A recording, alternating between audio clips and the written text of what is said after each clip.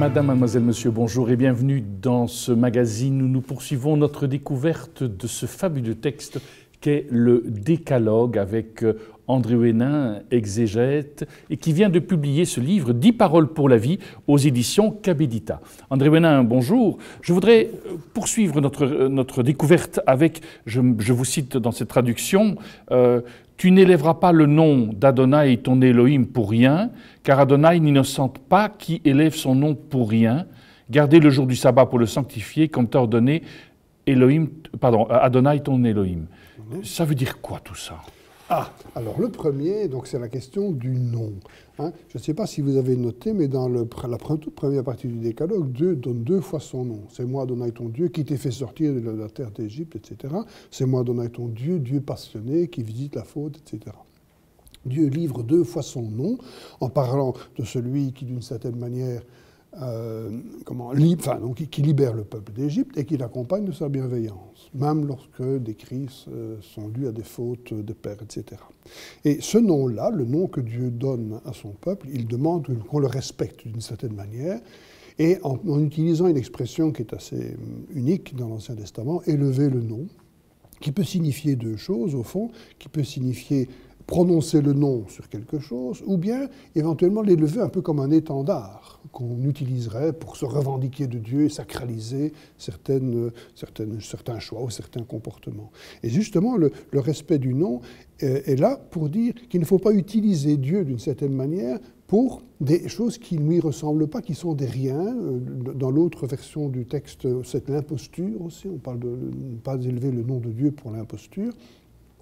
Parce que c'est d'une certaine manière dire qu'il ne faut pas utiliser Dieu pour légitimer, voire sacraliser des attitudes qui sont opposées à celles de Dieu, et notamment l'idolâtrie, donc cette idolâtrie qui consiste au fond à se laisser aller à sa propre convoitise, se laisser mener par ses peurs ou se laisser mener par son désir de totalité. Et donc, utiliser Dieu ainsi fait en sorte qu'on sort de l'alliance. Et un petit détail du texte qui est intéressant à noter, c'est qu'on dit « Tu n'élèveras pas le nom d'Adonai ton Dieu pour l'imposture, car Adonai n'innocente pas celui qui élève son nom pour l'imposture. » Remarquez que la deuxième fois, il n'y a plus Adonai ton Dieu. C'est à partir du moment où vous utilisez le nom de Dieu pour justifier des choses qui ne l'approuveraient pas, comme un étendard que vous revendiquez, et bien à ce moment-là, vous sortez de l'alliance puisque Adonai cesse d'être ton Dieu. Et c'est le seul commandement qui exprime une conséquence négative. Dieu n'innocente pas, on ne dit pas ce qu'il fait, mais en tout cas il ne tient pas pour innocent quelqu'un qui utilise ainsi son nom, parce qu'au fond c'est une autre manière de faire de l'idolâtrie que d'invoquer le nom de Dieu pour justifier des choses que Dieu n'approuverait jamais. Au fond, c'est un peu l'attitude des pharisiens dans l'Évangile, qui se revendiquent de Dieu et de la loi pour condamner Jésus le juste. Ça, c'est élever le nom de Dieu pour l'imposture. Ça, c'est pour le nom. Et puis, il y a le sabbat, et là, je pense que, vous ayant lu, le sabbat est interprété de manière différente dans l'Exode et dans le Deutéronome. Très bien. Donc, en fait, c'est ici que les 2 versions sont le plus différentes l'une de l'autre. Dans le commandement du sabbat de l'Exode, chapitre 20, on a la référence à la création. À savoir, Dieu a créé le monde en 6 jours et il s'est reposé le 7e jour. Et donc, l'Israélite est invité à calquer en quelque sorte son propre rythme temporel sur celui de Dieu. Tandis que dans le chapitre 5 du Deutéronome, ce qui va justifier le sabbat, c'est de faire mémoire de l'Exode. Pendant 6 jours, tu serviras, tu seras esclave, tu travailleras, hein, et parce que tu étais esclave en terre d'Égypte, autrement dit, vous avez le travail, c'est une forme d'esclavage, mais le 7e jour, et c'est un sabbat parce que Dieu t'a libéré d'Égypte. Autrement dit, le sabbat devient le mémorial de la libération d'Égypte. C'est une façon de dire que la libération d'Égypte qui libère Israël de l'esclavage doit être assumée par Israël lui-même, ou par l'Israélite lui-même, qui va qui va se libérer d'un esclavage qui consistera à travailler 7 jours sur 7. Et remarquez que travailler 7 jours sur 7, ça a des conséquences, parce que s'arrêter un jour sur 7, ça veut dire un manque à gagner, une forme de renoncement. Ça veut dire aussi, c'est pas seulement un manque à gagner, mais le travail, c'est aussi là où on exprime sa propre puissance, son propre pouvoir sur les choses, une forme de domination, etc., surtout quand on a un patron. qui peut faire travailler les autres. Et enfin, le travail, c'est aussi ça donne une certaine fierté, etc. Donc ne pas travailler un jour, c'est se priver de gains, c'est se priver de l'expression d'une forme de puissance et d'une certaine forme de fierté. Autrement dit, il ne s'agit pas seulement de renoncer à travailler, il s'agit de renoncer à être dans la totalité. Remarquez qu'on revient à l'idée de la convoitise. Au fond, travailler 7 jours sur 7, c'est se rendre esclave de soi-même, de sa volonté d'avoir toujours plus, de sa volonté de puissance, si je peux dire. Et donc le sabbat, on pourrait dire qu'il vient là comme une forme d'antidote à la convoitise. Accepter volontairement une limite à la puissance, une limite au gain, une limite à la fierté, limite qui précisément manifeste qu'il y a de la place pour autre chose que cela.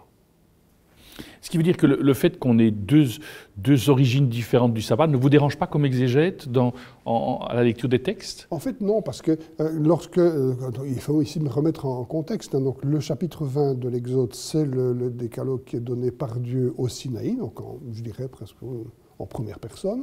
Hein. Et là, c'est Dieu qui dit au fond au peuple, qui révèle au peuple qu'il est le créateur de la terre, parce que jusque-là, Dieu ne s'est pas révélé en tant que créateur, donc il se révèle comme créateur et qui demande au peuple d'adopter son propre rythme. Pourquoi? Parce que simplement, si on est libre un jour sur 7, on est libre aussi pour autre chose, et donc l'autre chose, c'est aussi l'alliance avec les frères, l'alliance avec Dieu. Tandis que lorsque Moïse répète les choses à un peuple qui n'est pas sorti d'Égypte, puisque ce sont les pères qui sont sortis d'Égypte, mais ils sont tous morts dans le désert. Et donc là, Moïse, répétant le décalogue, va modifier les choses pour dire « Vous n'êtes peut-être pas sortis d'Égypte, mais le sabbat, c'est votre manière de faire en sorte que vous sortez d'Égypte vous aussi. » Et donc, d'une certaine manière, il y a une forme d'adaptation par Moïse du commandement, si je peux dire, hein, pour l'actualiser. Ce qui montre une chose fondamentale, c'est que la loi n'est pas figée. C'est que la loi doit être actualisée. La loi doit d'une certaine manière être reprise et chaque génération va peut-être introduire une modification qui fait en sorte que le fond de la loi continue à être vivant, même si certaines formes peuvent avoir disparu ou être caduques. Ce qui veut dire que dans un premier temps, à première lecture, on aurait pu croire que c'était deux interprétations concurrentes, mais finalement elles sont très complémentaires. Elles sont très complémentaires. Au fond, de quoi s'agit-il dans le sabbat de Dieu de la création? Il s'agit, on en a parlé aussi dans une web-série, pour Dieu à la fois de mettre un terme au déploiement de sa puissance créatrice qu'il a déployée pendant 6 jours, d'y mettre un terme, et non seulement ça, mais de laisser un espace d'ouverture pour l'être humain à qui il a demandé de dominer la terre. Autrement dit, c'est une façon pour Dieu de mettre un terme, de se montrer plus fort que sa propre force, en mettant un terme à sa puissance pour ouvrir un espace à l'altérité. Au chapitre 20 de l'Exode, en se revendiquant de Dieu, en justifiant le commandement par le fait qu'on va imiter le Dieu créateur, il s'agit de l'imiter, bien sûr, dans l'autolimitation qui va ouvrir un espace à l'altérité. Mais quand vous arrivez dans Deutéronome 5, il y a quelque chose de plus, c'est que le sabbat ne concerne pas le repos seulement de l'homme, on dit comment tu ne travailles, mais le 7e jour est sabbat pour Dieu, tu ne feras aucun ouvrage, ni toi, ni ton fils, ni ta fille, ni ton serviteur, ni ta servante, ni ton bétail, ni l'étranger qui est dans tes portes. Et dans le Deutéronome, on ajoute même le bœuf et l'âne, c'est-à-dire les bêtes qu'on fait travailler en général le jour du sabbat.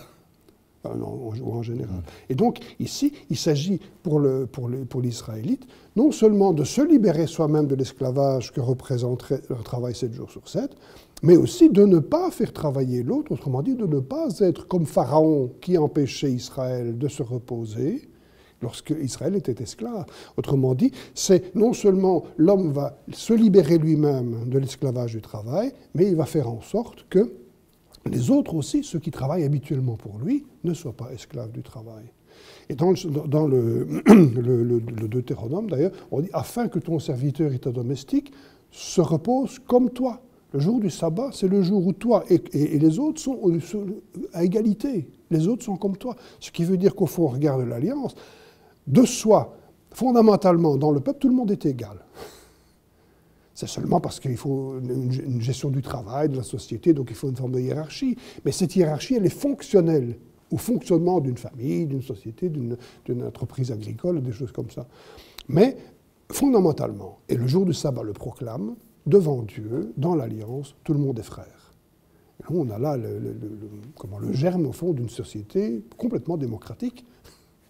Ce commandement-là nous ouvre à nouveau vers une grande liberté. Tout à fait. C'est précisément le jour où on se libère du travail, précisément pour montrer qu'on n'est pas l'esclave de son travail, ni de tout ce que le travail peut rapporter, ni même de la puissance que je peux exprimer sur les autres.